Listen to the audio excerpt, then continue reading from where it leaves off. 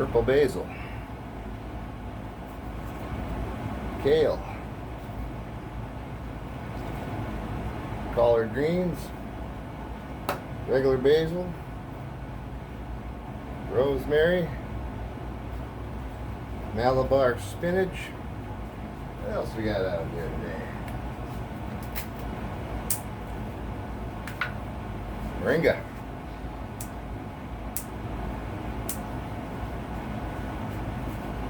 They like being trimmed. Haven't been trimmed in a while.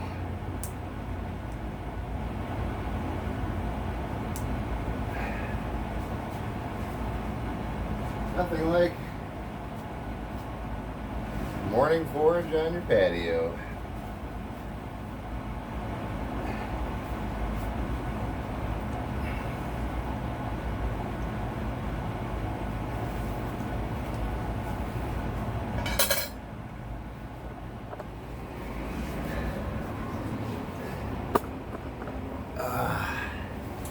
Morning, everybody. It's Richard with the Hunter-Gatherer Society. It's been a long time since my last post, and I apologize. I'm a little short of breath, so bear with me.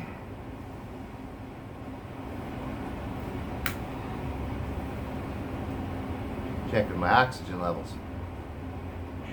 Haven't been out in the woods quite some time. I procrastinated my vaccine. I always intended to get it.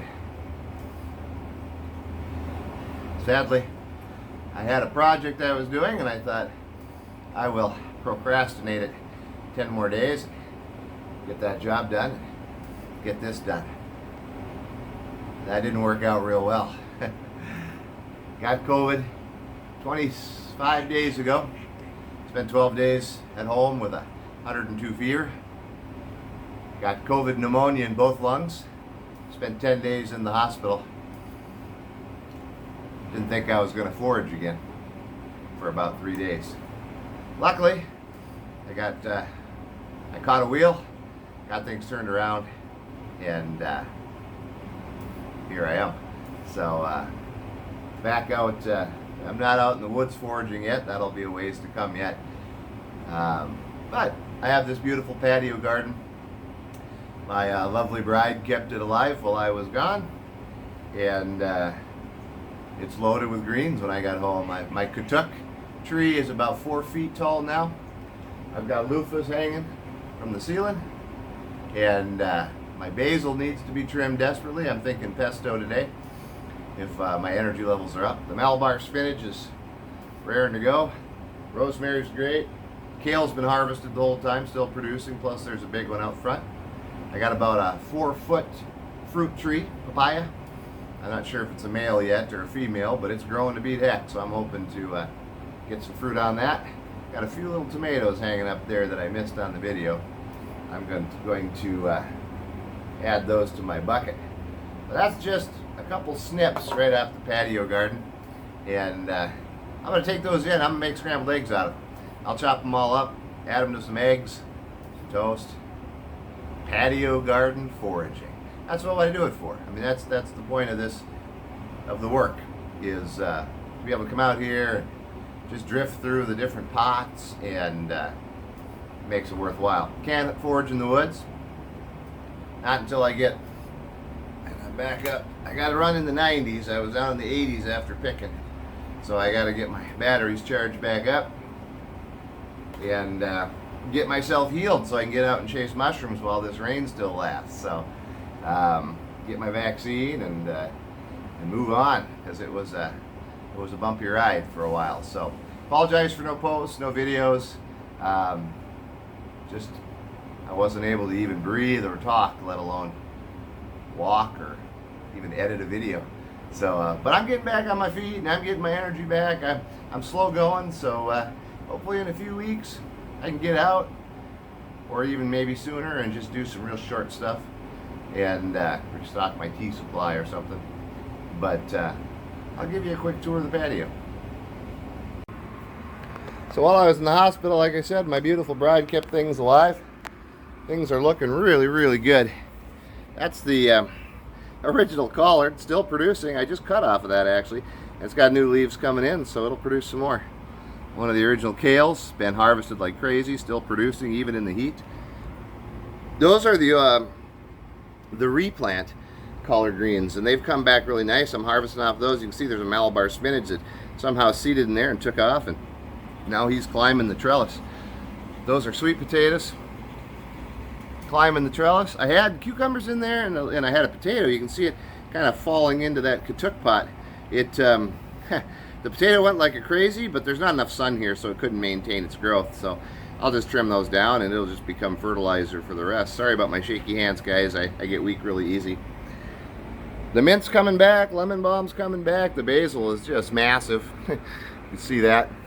That's a combination of Malabar spinach and loofah, and if you look up top, you'll see the loofah hanging. There's one there. There's one there. That's what's left of the cucumber. That's also loofah. There's actually a little loofah there at the very, very top, just coming in. And that's one of the original katuks. Unfortunately, that one, for some reason, the tops keep breaking off. So it's in I got to move it. I think it's just in a position where it gets bumped. And it does have new growth right on the top there. You can see it coming up. And so it does regrow, but it just, I don't know if that spot's just bad or what, but it takes a beating there. The rosemary, man, is doing fabulous. More collard greens. I got new peppers. They're coming in. They're back down there behind the katuk. This is the original moringa, and he's still growing. He likes that pot. I gave him a 5-gallon pail. He seems to like that better. This is the cherry tomato that just sat there forever. Didn't do a doggone thing. But I've harvested a few tomatoes off him, and he's still producing. It's about 4 feet tall. That's the Chinese spinach. He needs to be pruned pretty desperately, but he is growing. He's growing out over the rails, and he's doing well. A couple more of the original moringas growing in the pot. That was the original intensive harvest. That is gone now, and there's some nasturtium in there that aren't doing overly well, but they're still growing. That's a transplant pot of basil and some random plant. I have no idea what it is. More kale, again heavily harvested, but just keeps producing. More basil, desperately needs to be trimmed back. This is the other katuk. Now I gave him a 5-gallon pail, and he took off. So he is, I don't know, 4 feet tall now, and still growing. So I'm optimistic that maybe next summer I'm going to tie him up so he straightens up. But katuk are edible. They're called sweet leaf. The leaves are edible, but they'll get a little fruit along the bottom of this, and I'm hoping next year he'll do that. The back pot of Malabar spinach is being overrun by purple basil. It's not growing in there. It's actually just so tall. It's from another pot, and it's growing into it. But the Malabar spinach is growing up. You can see the seeds are ready for smoothies, stir fries. The loofah's flowering. No flowers out here this morning, but flowers up here. More flowers coming. And up top you'll see a little loofah coming out of there. Not much bigger than that, and he'll be ready to eat. He's going to have to, I'll wind him down and run him along the trellises. That's the basil pot, the original basil pot. You can see the basil is desperate need of being trimmed back.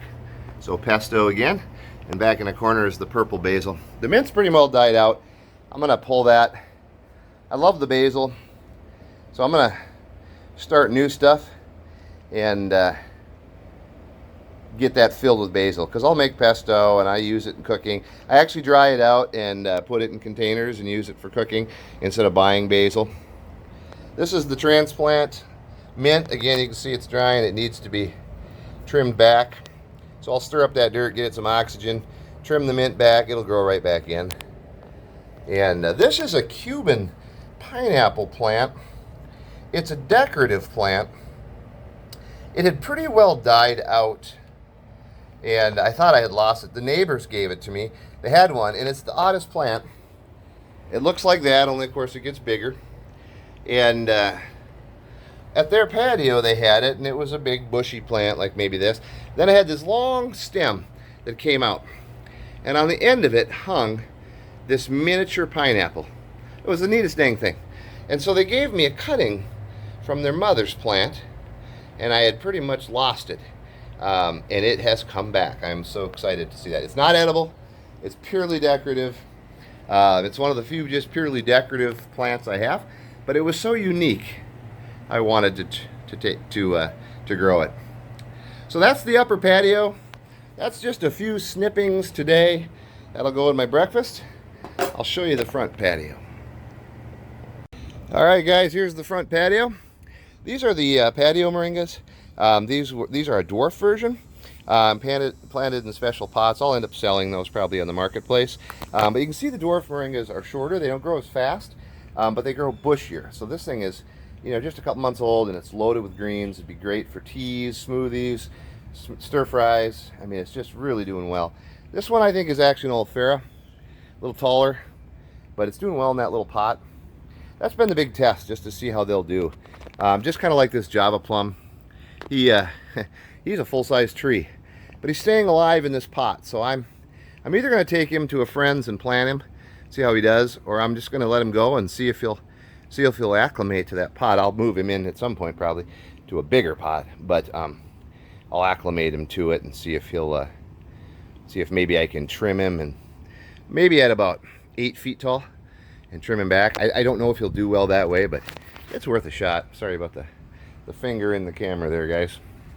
I got a chair out here. I'm pulling my oxygen around, so it's a little more maneuverability. That's sweet potato. In the middle of that sweet potato is a longan. That's papaya. The cucumbers took a whooping. 2 different kinds of cucumbers. The bugs got in them, tore them to shreds. But in the midst, there's some flowers. There's some healthy growth. So I need to get in here with a trimmer or clipper and just keep the healthy ones like that growing up into the moringa tree, get rid of the dead ones, and just clean it up so it can focus its growth on new leaves and maybe even a cucumber. Those are, again, more dwarf moringas. Those are potted, ready to go. Those will get sold. Some will get planted. I have a friend that wants some. There's a longan back there. That'll go to a friend's to get potted, or planted. That's one of the kale. You can see this thing has been harvested like crazy, and look at all the kale on it. It just keeps, in August in Florida, it's still producing kale. As we move down, this is the original moringa, the transplant. This guy, it will not grow along his main stem. I just can't get him to it. But if you look, that's about my height where the cucumbers are. The growth is up there. I bet he's 10 feet tall. I bet he's 11 feet tall. So that's going to all have to come down at some point, but I'm not going to cut him down now. I'm going to let him go, and I'm going to see if I can get some pods off of him. He flowered earlier. Now I want to see if I can get the pods. Lemon tree's still alive. He's looking pretty beat up, but he did get some height to him. I trimmed all the lemons off except for one. And I don't know that I'll get if that lemon will even be worth it, but we'll let it go. Cut it. The daughter will think it's fun if I can get it to produce. More papaya. More papaya. A couple little sunflowers that are starting to fade back. Those I just throw in the buckets and they grow up, and I don't know, I just kind of like them. I think they're a nice add. They're useless, but more papaya. Young, nice, healthy. This is a new moringa. This guy is doing amazing. Look at his stem stock. He's nice and thick. He's about, at the pot, he's about as tall as me, about 6 feet. But look at the growth. Look at this is a dwarf moringa. This is what it should look like in a pot. It's about 4 feet tall from the pot. Full of, you could trim this down right now, it'd grow right back, and you'd have a ton of smoothie greens, ton of greens for stir fries. And then back here you can see I'm pulling the cucumbers off of him because the cucumbers love the moringas. They climb them. And you can see now I got to get in here and trim this all back.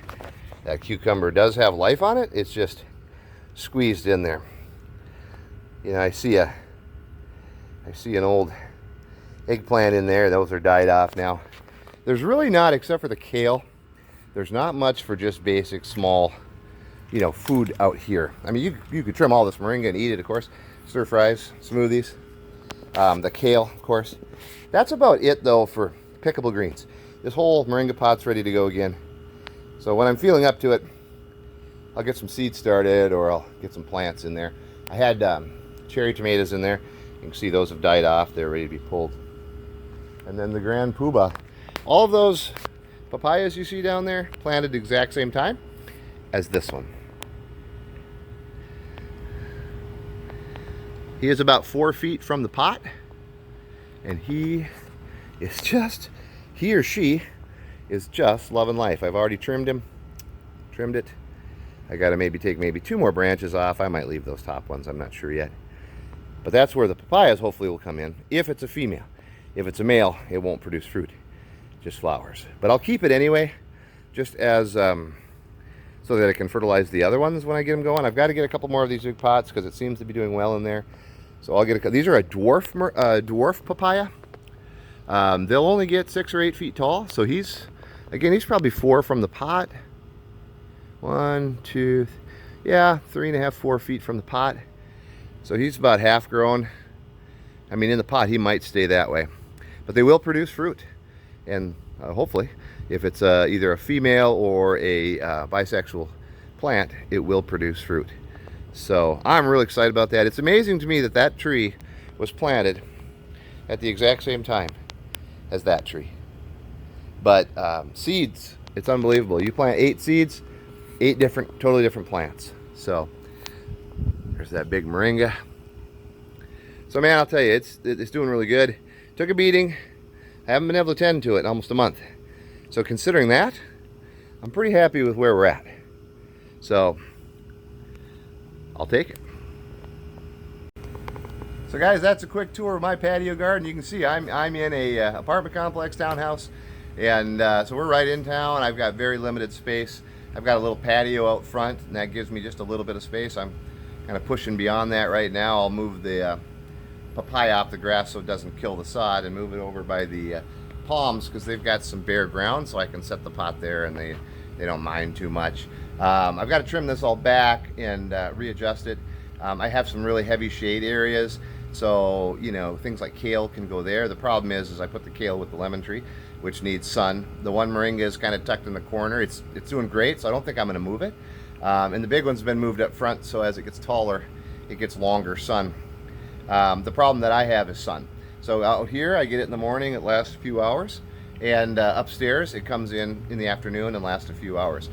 They don't get 6 hours of sun, and you know, like a moringa or this papaya, the big one, I've moved out into the sun where it's got it now, and it'll have it most of the day. They need a ton of sun. Moringas like a ton of sun, so you want a sunny spot. Again, these are half-day sun, so they will grow. I harvest these, and that one back there, like I said, he's doing beautifully. So, I mean, they will grow, but the more sun that they have, the better off they are. So, I'm still in the process of learning what will tolerate more of the shady areas and what won't. I noticed the longan trees have really stopped growing, so I'm gonna have to take a minute and kind of focus on those and get them repotted and move them out probably into a more sunny area, get them some food so that they can kind of either grow or not grow. So they have to make their decisions. So again, oh, there with my glasses. Again, some of them will go out to a friend's house. I've planted them for him to put on his property, and a couple of them will get sold on the marketplace. But that's the update, my friends. I've got a bowl of greens upstairs, scrambled eggs, puffy potatoes, and some toast with fresh greens foraged from my patio garden. Again, I apologize, Dave, for the shaky hands. If that affects the video, again, I apologize. I don't have my tripod with me. I'm managing oxygen in a chair. I took a heck of a butt beating. COVID kicked my butt. I thought, you know, I'm 50 years old. I hike miles and miles. I'm healthy. I forage. I eat well. Man, it kicked my butt. So I got a long path to recovery here. I'm getting better, and I'm looking forward to a couple weeks, maybe taking that first stroll after a rain and picking my first wild mushroom in a while. So, man, I missed you guys. Thanks for tuning in for the patio update. I'm gonna go make my breakfast and get better so I can get out in the woods. Hopefully, next time you see Dozer and I, we'll be out doing something wild.